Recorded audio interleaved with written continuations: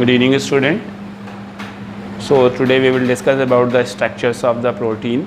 In the last lectures you have studied about the types of protein, fibrous protein and globular protein. Protein has very complex structure, so it can be explained by 4 structures. So if you want to draw the complete structure of protein, you have to study stepwise structure diagram. That means the first structure is called primary structure. Primary structure. Second one is secondary structure.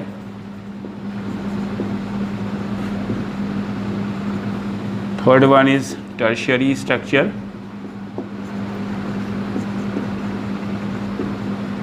And fourth one is quaternary structure. Quaternary structure. So what is the meaning of primary structure of the protein? As you know, proteins are the polymer of the amino acid and they are connected through a peptide linkage. So sequence of amino acid, that means which amino acids are used in the polypeptide chain, means ये कि कौन कौन से amino acid लिए गए हैं और किसके बाद कौन सा अमीनो एसिड कनेक्ट किया जा रहा है, ये हमारा प्राइमरी स्ट्रक्चर बताता है. सपोज़ कोई अमीनो एसिड है जिसमें वैलाइन,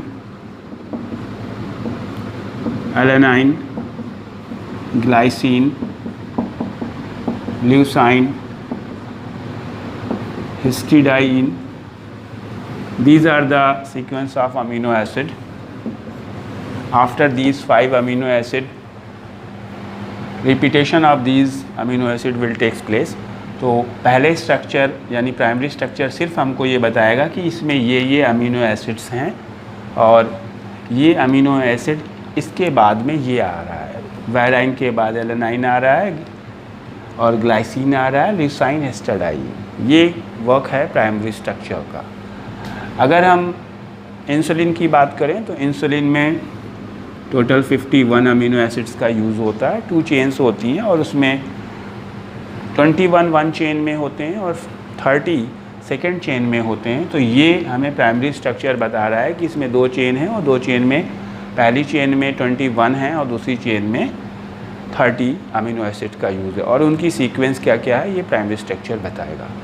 secondary structure will indicate the bond angle, bends of the amino acid कि कहाँ से किस एंगल से अमीनो एसिड कनेक्ट हो रहे हैं और उसमें कितने अमीनो एसिड के बाद से कितना चेन बेंड करेगी. सपोज़ कीजिए कि ये हमारा कोई लिंकेज है जिसको हम कहते हैं NH और ये C double bond O, CONH. Then again C R, this is a group. Then here H, what will be here? Again C double bond O, then N. So in this way, this is the main point. This is the connection of CONH group and CONH group you are seeing here. So this is the one angle, this is second angle and third angle. ये angles जो हैं कितने कितने हैं और ये depend करता है हर प्रोटीन में अलग अलग हो सकते हैं. इनमें से एक एंगल हमारा साई है, एक फाई है और एक अल्फ़ा है. इन एंगल्स को हम रामाचंद्रन एंगल बोलते हैं क्योंकि इसकी डिस्कवरी GNA रामाचंद्रन ने की थी.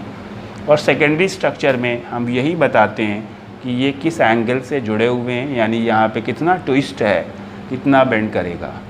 सेकेंडरी स्ट्रक्चर को हम एक टाइप से और डोनेट करते हैं जिसमें हम अल्फ़ा हेलिक्स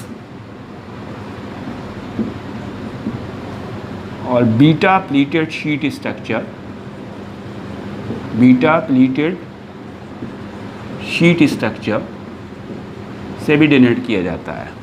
अल्फ़ा हेलिक्स का मीनिंग है कि ये जो चेन अमीनो एसिड की बना रहे हैं ये राइट हैंडेड हेलिक्स है, राइट हैंड की तरह घूमेगी लाइक दिस, इस तरह से।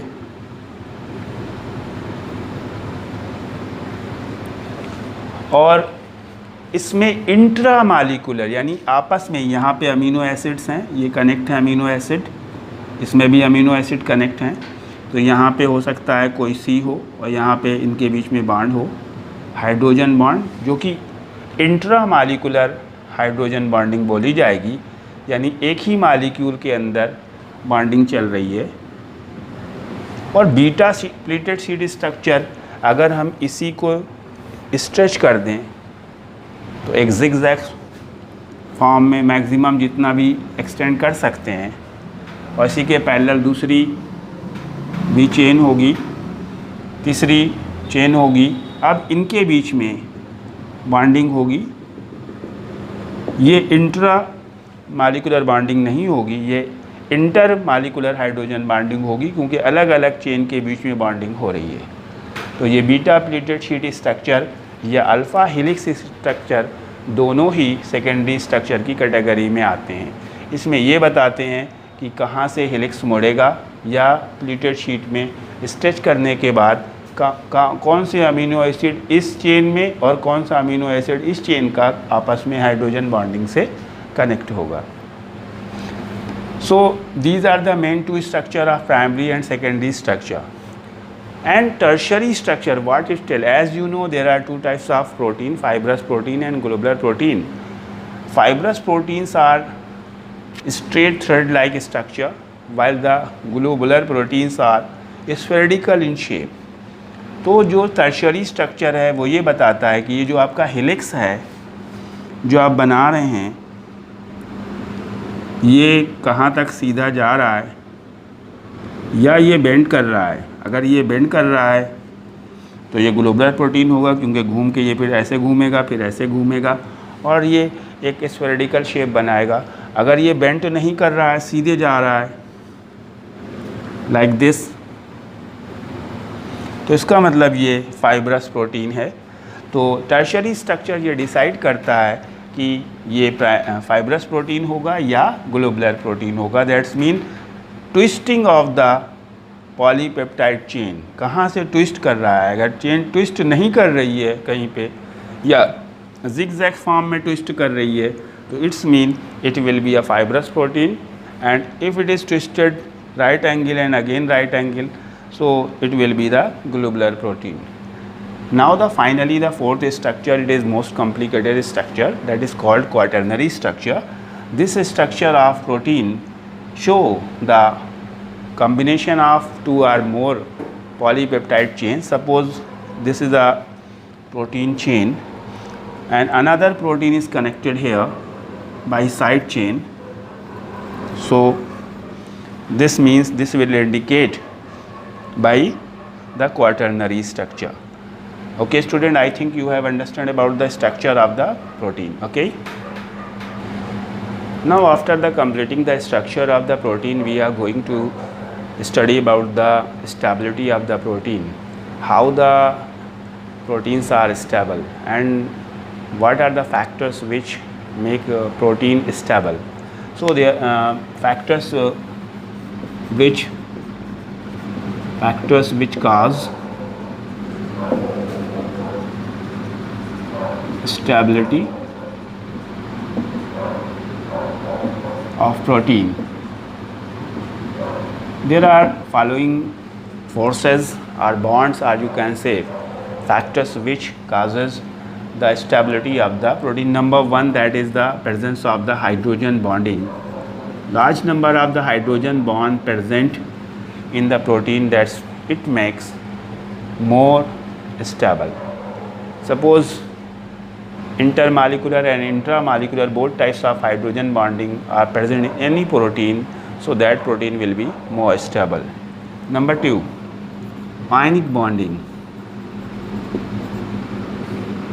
Ionic bonding. In some cases of proteins, some ionic bonds may be present, so that will be strong bond and it makes protein more stable. So there are following types of the forces in which causes the stability of the, number one is hydrogen bonding, number two ionic bonding, number next is covalent bonding,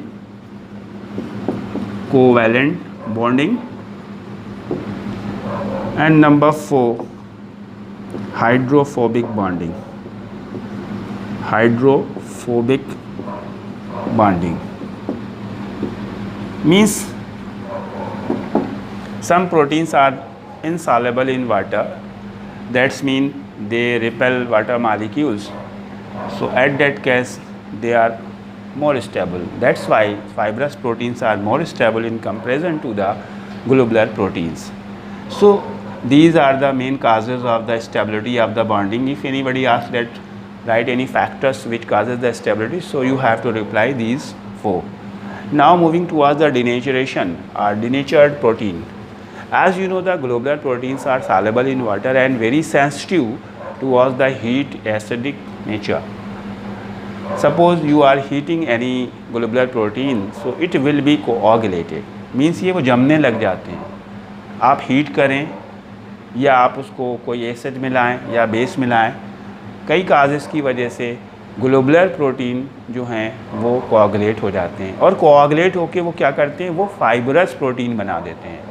that's mean conversion of any globular protein in presence of heat, acid and changing to the fibrous protein is called denatured protein. Globular protein जो हैं soluble हैं, लेकिन जब वो convert हो जाते हैं fibrous protein में तो उनकी सॉल्युबिलिटी ख़त्म हो जाती है, वो फिर वाटर में सॉल्युबल नहीं. सपोज़ कीजिए आप एग्जांपल ले लीजिए एल्बुमिन का. एग में एल्बुमिन होता है, it is an example of fibrous protein. It is an example of globular protein.